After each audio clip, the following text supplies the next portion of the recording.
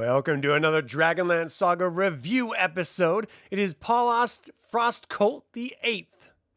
Yeah, that's right. My name is Adam, and today I'm going to give you my review of the Players of Gilean, edited by Margaret Weis and Tracy Hickman. I would like to take a moment and thank the DL Saga YouTube members and Patreon patrons and invite you to consider becoming a member or a patron by visiting the links in the description below. You can even pick up DragonLance Media using my affiliate links. Now, this is my perspective only. If yours differs, that's okay. Share your thoughts in YouTube live chat or Twitch if you're watching this there. And of course, you can always put it in the comments after the fact, and we'll just have a little bit of a back and forth dialogue. Because if we're not talking about Dragonlance, we're probably talking about like politics or religion or society or anything that we don't want to talk about. So it's probably best we stay here. Just stay right in our lane. You know what I mean? Hey, Corey, thanks. How you doing? Thanks for tuning in. There. One after the other, not mixed up together. All right. This is a pre-written review, so for each of these stories, and there's not a lot of them, I'm going to give you my basic synopsis and thoughts of each story, and then just give you a wrap-up after the fact. And that's kind of how these anthologies go. I'm pretty stoked that we're almost done with all the anthologies because it's like we're scraping the bottom of the barrel for stories, especially with this anthology. I'm hoping the last anthology, which is the next one, is infinitely better. But there were some okay stories in this, so I'm looking forward to it. All right, here we go. The first story is Command Performance. And okay, before I get into this, again, it's called The Players of Gilean. This is all about in some way or another, the traveling acting troupe of the Players of Gilean. And that was first introduced in a short story by Margaret Weis and someone else that sort of eludes me in name, but it was basically called like the Traveling Players of Gilean or something like that. But it was from the Tales anthologies. It was one short story that they decided to spin off into an entire anthology. I didn't think the short story was that great, and I don't think the anthology is that great. So, but anyway, that's just my opinion. All right, so the first story is Command Performance by Douglas Niles. Now, this story was actually a lot of fun and had a wonderful twist at the end. Two massive armies are ready to meet on the battlefield, separated by a river featuring an island in the center. One army, led by the Duke of Frederico, and the other is led by the Ogre King Axel Bloodwort. Both want to seize control of the island as it is strategically of importance for the battle to come. On the island, however, is the acting troupe led by Sebastius. The acting troupe plans their performance for the two armies and secretly plants playbills all around each of the army's encampments. The commanders are justifiably infuriated by their camps being infiltrated, but their men are intrigued by the opportunity to see it play. So, both armies come to the island on the morrow. They're introduced to the performers and sit, slowly being turned on to the performances and becoming more and more invested and entertained. Finally, the two commanders are invited on stage and play fight over a daughter. They get into it with the Ogre King killing the Duke, and the army's ready to go to battle right then and there until it's revealed that it was only a ruse with the collapsible blade and fake blood. The armies, nevertheless, are poised for battle, but just then a massive lightning storm strikes, and the armies collectively huddle under their tents and trees, planning on battling the following day. The acting troupe offers the Ogre King a position on one of their wagons, and he actually agrees to join as his heart really isn't in the battle anymore. He ends up joining the troupe at the end. Now, I really did enjoy this, and while I can imagine all these stories being connected to this acting troupe could wear thin, and I was right, as a contrivance, for now, I'm looking forward to the next tale. All right, the next short story is called Papilla by Fergus Ryan. This short story begins with a merchant who marries a homely Salamnic woman and bears 3 children, 2 boys and a girl. The girl is having her 7th birthday, and her father is showing her off to the local town's rat catcher family. The 2 boys have set up a wonderful prank on the daughter, however. When the girl is supposed to come and deliver the goose for dinner, she does a raucous dance the boys taught her and embarrasses their parents. This lands them in trouble, naturally, and they are grounded. That night, an acting troupe arrives in town, and they are getting all set up for the following day's performance. It feels a little bit like Something Wicked This Way Comes, as the eldest boy, grounded and brooding, wants to run away with the troupe. He climbed down from his window at night and approached Sebastius. Sebastius is the troupe leader, believed to be the brother of Gilean the god. So I don't know if he's also a god or a demigod or blessed by the god or whatever the case is. There's all sorts of stuff that happens with this Sebastius character. He's rejected, and as he offers him a deal on silk curtains for the play from his father, and unspoken rejection of joining the troupe. The boy returns home in a foul mood and almost gets crushed by a falling wall. He makes a deal with his brother for not telling on him, and helps him back into the house. When the play begins the following day, the older brother plays a trick on Sebastius to get back at him.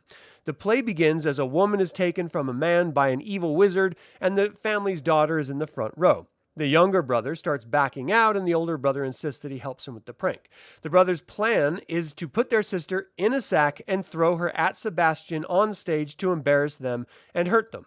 The play unfolds perfectly with this plan, as the girl in the tower is met by gully dwarves who want to steal her jewels, and they put them in a sack to throw them out as the girls are thrown by the brother. However, the boys follow suit, falling on stage and ending up being taken by the crew. The end of the play is a punishment call from Sebastius to the crowd, and the daughter decides the fate of the brothers. She eventually goes on to live a nice life, her mother leaving her father, and the boys are not heard from, seemingly living out pedestrian lives. The story was all wrapped up in saying, brothers, don't pick on your sisters. And it was a total waste of my time reading. It wasn't crafted well, it wasn't written well, and I'm glad it's over. The next short story is called Enter a Ghost by Paul P. Thompson. I really enjoyed this tale. It starts with the players of Gilean arriving in a town in Nordmar. The town seems drab and quiet, but as they're setting the stage, Androu, an actress, notices two young men wandering around. They eventually leave, and she follows them with Moku and Agar dwarf. They wanted to see if there was a wizard in the troupe because the town is cursed. They need a wizard to use a banishment spell from a scroll they bought from another wizard. The keep, Cartland Hall, is possessed, and while the ghost remains, the town remains cursed. Androu agrees to try and heads up in the night with Moku. They discovered it really was haunted by the former lord of the manor, and only dawn saved them from the ghost. The constable arrested them for disturbing the peace, but they were bailed out by Sebastius. They ran through their play that night, and the ghost appeared during it. He demanded to know why there were interlopers in his town, and Androu tried to banish him again.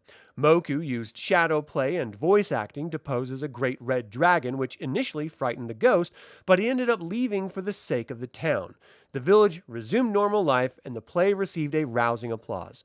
Now, this was a great little horror story that my synopsis does not do justice, that reminded me a lot of Ravenloft.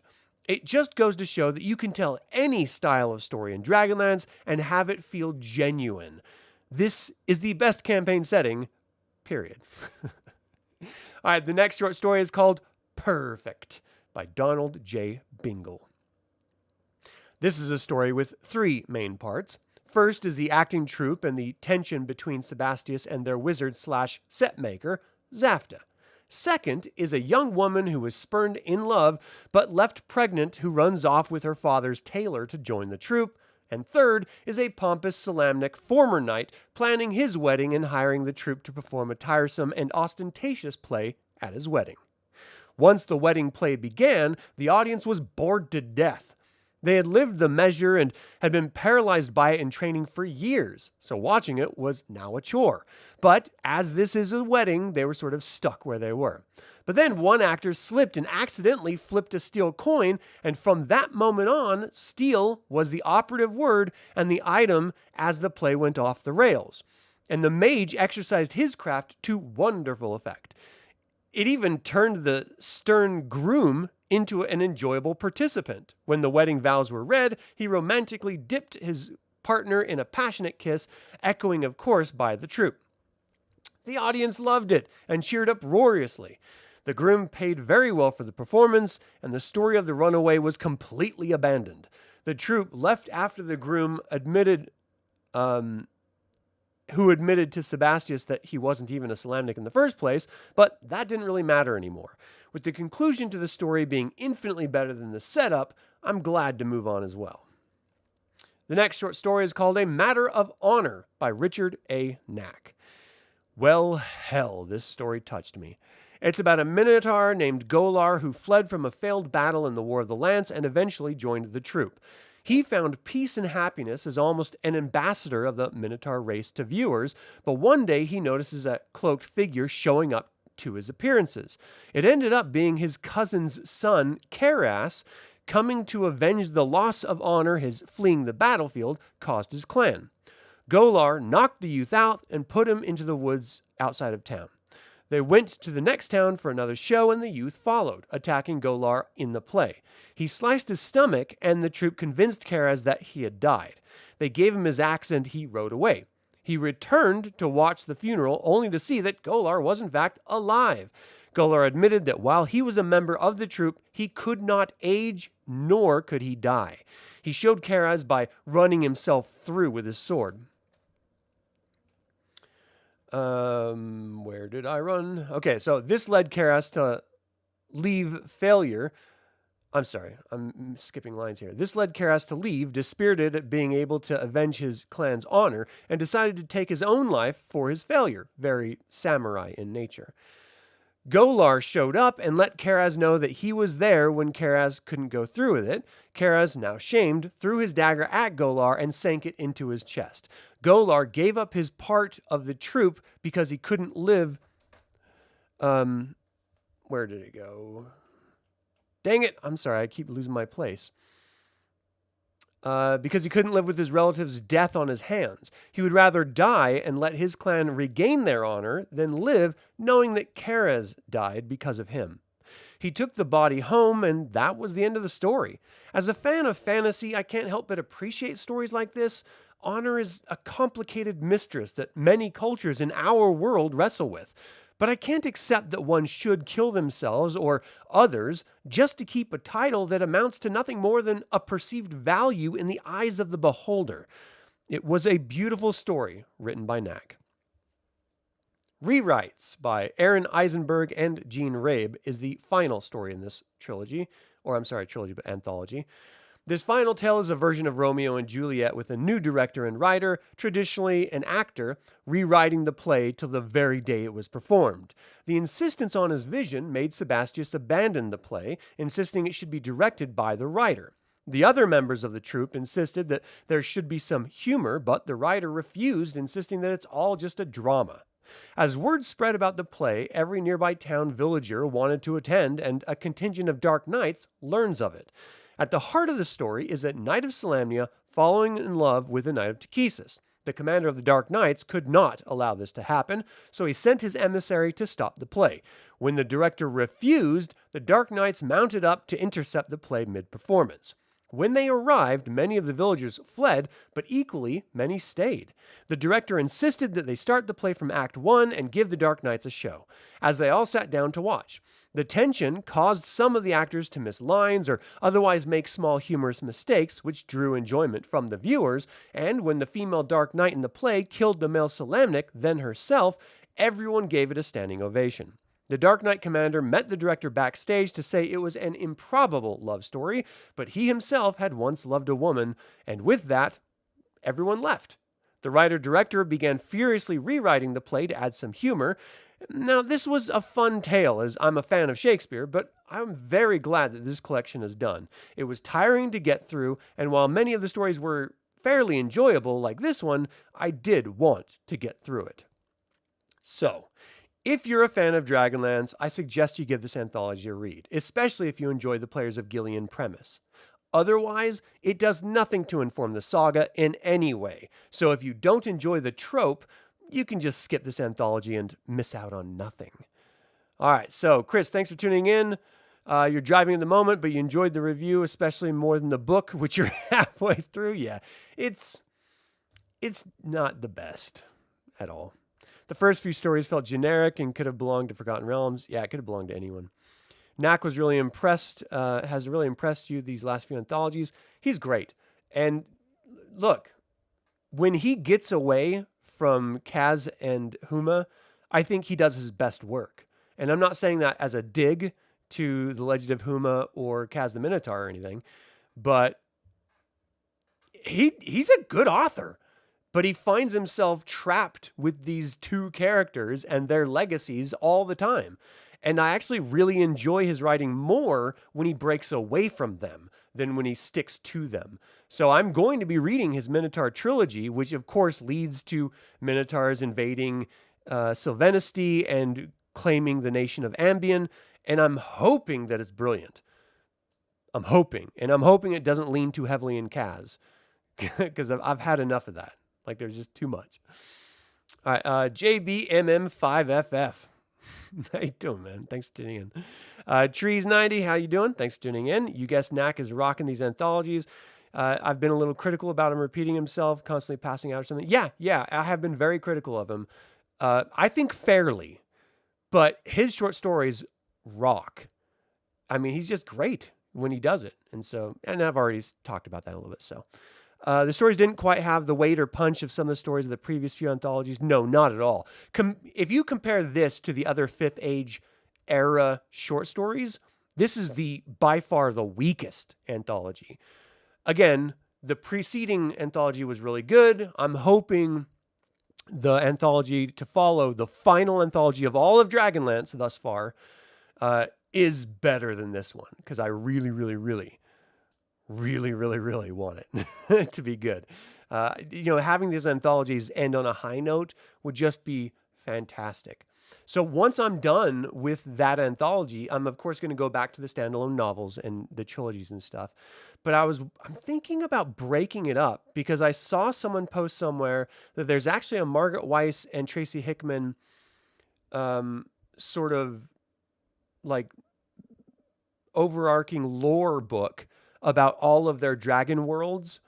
So, they did like a bunch of different trilogies or series of books together about a bunch of different worlds. And so I thought it would be interesting to read that and just sort of review that and then get back into the Dragonlance novels as a bit of a palate cleanser of sorts. And then there's also the author... oh my gosh, I can't remember the author's name. Anyway, he did a couple Dragonlance stuff in the Saga system era projects, games, and books. But he also contributed heavily to West End Games' D6 Star Wars games early on. So he actually defined a whole lot of the old Star Wars lore, which I personally am a massive fan of. And so I'm thinking I'm going to do that book before I get back into the standalone stories and trilogies of Dragonlance, also as a review. But that'll be on my Star Wars YouTube channel, not this one. So I've got those two books after the next anthology before I get back to Dragonlance. So there'll be a couple weeks where I sort of skip Dragonlance for a bit. Again, everyone needs to cleanse their palate with other books. So this is going to be my way of doing it. But yeah, I'm looking forward to it. Aren't there Bertram guide anthologies? There are Bertram's guide books, but I don't know anything about them. So if they're anthologies, they're just not listed as anthologies. I would imagine they're kind of similar to the Leaves Me in Last Home stuff, where it's like talking about the worlds and stuff, but I have no idea because I've never read them before. So I will be getting to those in line. They were just not listed under the anthologies, and so that's why I'm not referencing them as such. If they are, I'll get to them. Definitely. All right. And that's kind of it. Again, a quick review. There weren't a lot of stories, but the stories were long and they were just sort of drawn out, and I didn't really enjoy them all that much. The ones I did enjoy, I really enjoyed, and everything else was just like meh. So that's it for my review of the Players of Gilean by Margaret Weis and Tracy Hickman. Did you enjoy this anthology, and did you connect with any of these stories? And finally, what is your favorite anthology in Dragonlance? Feel free to email me at info@dlsaga.com or leave a comment below. I would like to thank creator patron Aron Hardy, producer patron Azrael, and developer patron Chris Androu. I'd also like to take a moment and remind you to subscribe to this YouTube channel, ring the bell to get notified about upcoming videos, and click the like button. This all goes to help other Dragonlance fans learn about this channel and its content. This channel is all about celebrating the wonderful world of the Dragonlance Saga, and I hope you'll join in that celebration. Thank you for watching. This has been Adam with Dragonlance Saga, and until next time, Slanjavar.